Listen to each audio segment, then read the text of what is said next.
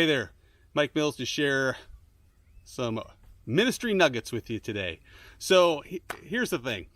I was at a camp a few years back, and a young man who I'd known since he was a teenager had gone through Bible college, and he was in his senior semester, and he was the speaker for our session of camp. And so he got up to speak, and he did a fantastic job. But before he did, he came up to me and he said, "Mike, for my class, I need somebody to evaluate me. Will you be willing to evaluate me for my preaching class?" And I said, "Absolutely, I'd be glad to give you some feedback." And so he got up and he spoke to the kids, did a fantastic job. But what he started off with was he stood up and he said to the kids, he said, "You're gonna have to forgive me because I'm really nervous right now." And then he went on with his talk. And afterwards he said, "So Mike, what'd you think? And I told him, I said, "I think you did a fantastic job. Those kids were locked on. Those kids, your every word, they were hanging on every word you had to say. They were listening. They weren't distracted. They weren't drifting off. You weren't static. You were doing what you did. As far as I was concerned, you did a fantastic job." And he said, "Yeah, I just felt like I kind of blew it at the beginning." And I said, "Well, what do you mean?" And he said, "Well, in my preaching class, we were told you never, ever tell your audience that you're nervous." And he said, "But I always feel nervous. And so I find myself always saying, I feel nervous." And so I said to him, I said, "Hey, so why do you think they tell you, don't tell the audience that you're nervous?" And he thought about it a second and he goes, "Well, it's just not very professional." And I was like, "Yeah, that's right. But what are you doing up there? Are you trying to be a professional? Are you trying to show these kids like, hey, look, I'm a professional speaker? Or are you going up there as an example, proclaiming God's word?" And he got up there and he said, "I'm nervous." Now, the majority of those kids, when they stand up in front of anybody to talk about the Lord, they're going to be nervous. That's just the natural response for most people being in front of a group talking about the Lord, is they're going to feel nervous. But what did he do?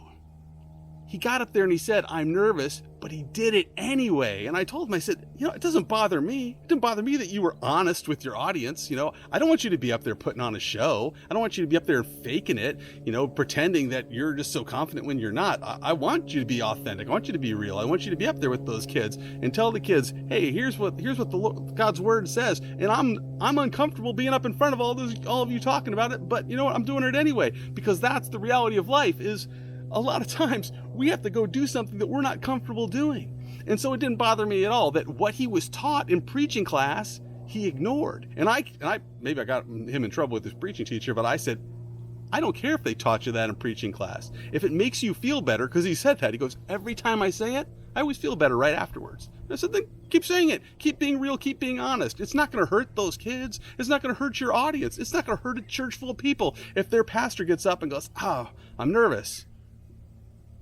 Why is that bad?" "Well, you're not a professional." Well, who cares? Who cares if you're a professional speaker? What matters is, am I sharing the truth? Am I sharing something honest? And am I being an example? And I think it's a great example to be somebody who can say in humility, "I'm nervous. I'm not comfortable," and then doing it anyway. So maybe you were taught something in preaching class and you've thought, like, they've always taught me this. And I'm not sure if that's the way it should be. Well, open up the Bible.